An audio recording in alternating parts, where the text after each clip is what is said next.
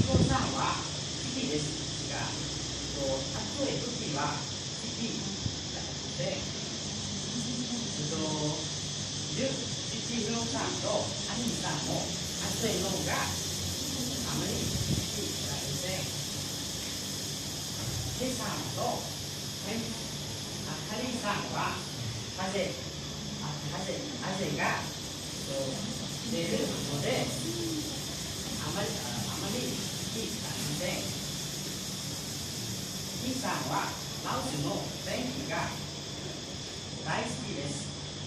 ラオスの天気はあまり寒くないですからと言いました。